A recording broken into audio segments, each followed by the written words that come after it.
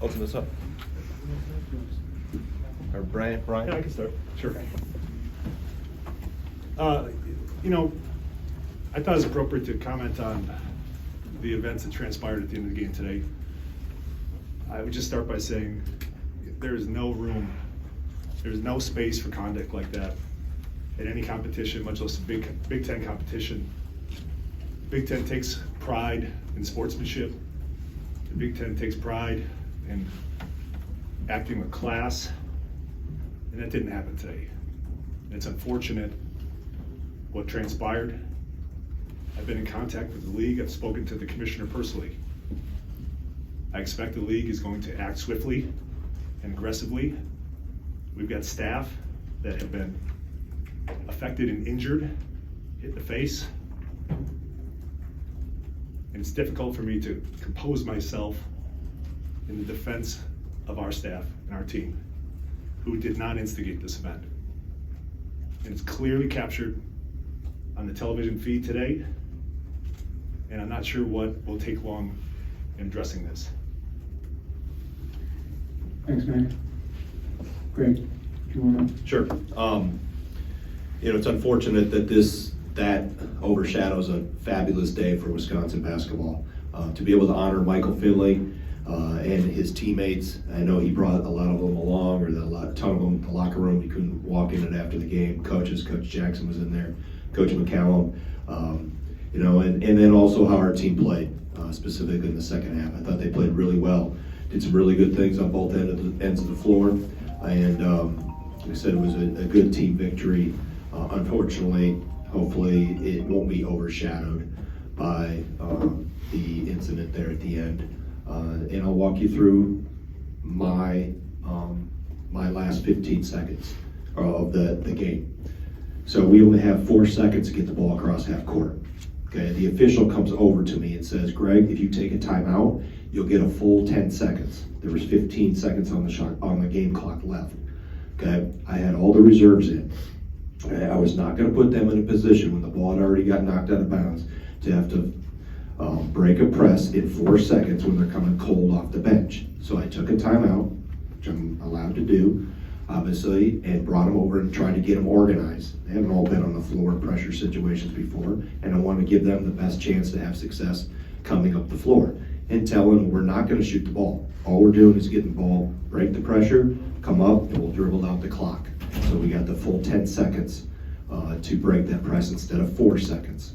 So we were on the spot, we got organized, and that is the situation that he apparently was upset with. We'll go ahead and take questions for either Chris or Greg. Zach?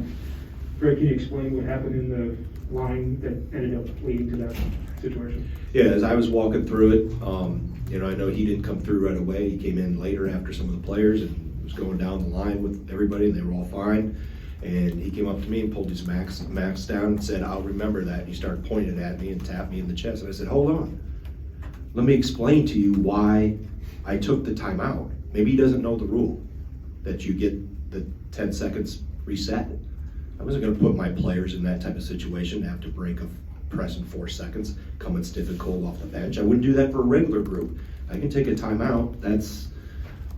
It gives my players the best chance to have success. So that's where it started, that he said, "I'll remember that, I'll remember that." And I said, "Hey, let me tell you why I did what I did." And he didn't want any part of it, and kept moving on. So that's unfortunately, like I said, it overshadowed momentarily. I'm not going to let it overshadow it much longer than once I walk out of here. In fact, as soon as those questions are done about that, our team played really well in the second half, and we got a damn good team. Jim? Chris or Greg, one of you, you said staff was injured. Is that Joe Krebenhoff, or is there anybody else that was injured?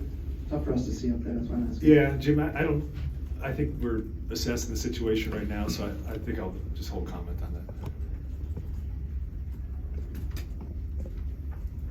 Jeff? Greg, I know over on your left here. Yeah. I know it's a competitive, heated sport, but when you see one of your assistants, in this case Joe, get smacked upside the head by the opposing coach, what runs through your mind? What do you think of there?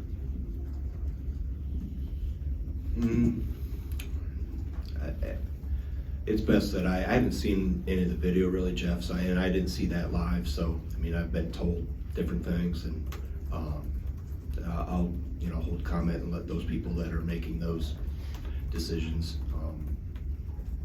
walk from there, and maybe we'll learn more as I look at things and we move forward. In the middle, here.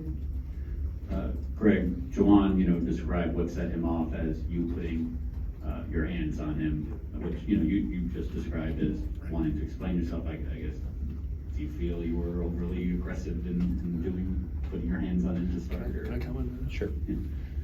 Coach Gard hasn't had a chance to see the video footage. I have. I think the footage speaks for itself. And I think it speaks in Greg's favor. And then you haven't mentioned it, but I mean, did it bother you at all that they were in, what you call a press in that final minute, or? That's their, they can do that and play the game all the way out, and we did the same thing by taking the time out to help my players get organized. Jeff. Chris, can you describe what was shared in the phone conversation with the commissioner when you called? Jeff, just to summarize, I can share with you, the commissioner understands the significance of what happened. The commissioner understands the standard with which the Big Ten is expected to operate in terms of sportsmanship and safety. I'm confident, having spoken with him, that this will be handled appropriately, and I expect to hear from him soon. Abby, back right. Chris, over here. You've talked about the commissioner handling it appropriately, but from our perspective, it looked like some UW players were in the scuffle, in the madness of it all. Do you anticipate specifically Jacoby Neath facing repercussions because of his interactions with the chaos? Yeah, it's difficult to know what to anticipate right now, so I wouldn't make any predictions.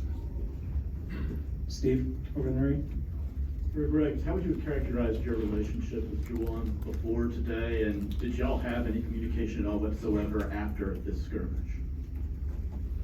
I would say it's, he obviously hasn't been in the league as long as some of the others, so there hasn't, the time is different in terms of time in the league, and no, we haven't had any discussion after that.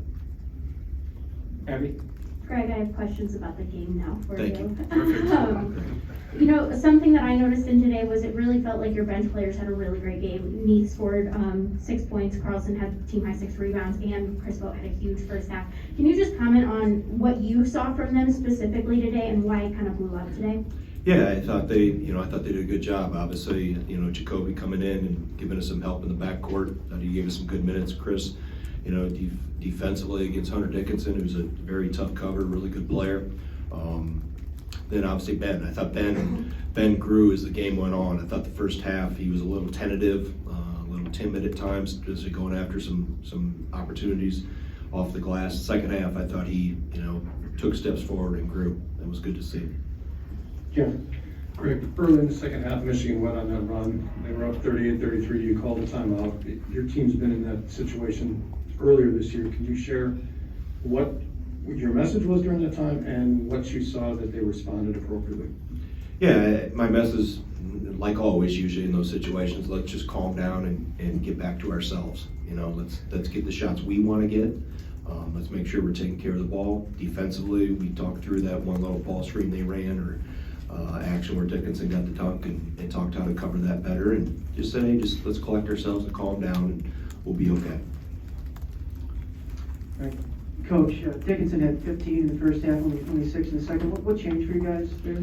Yeah, I thought Steve and Chris both did a good job defensively, made the catches a little harder, and that when you can't, best post defense is not letting them catch the ball. I mean, we had some good ball pressure too. We were able to get some help from the backside at times, but I thought Steve and Chris took steps forward defensively from half one to half two. Abby. I wanted to go back to Jacoby Neath for a second. He hasn't scored in 6 games until today. Was there just a different energy about him, or is it just him finally getting over that hump a little bit?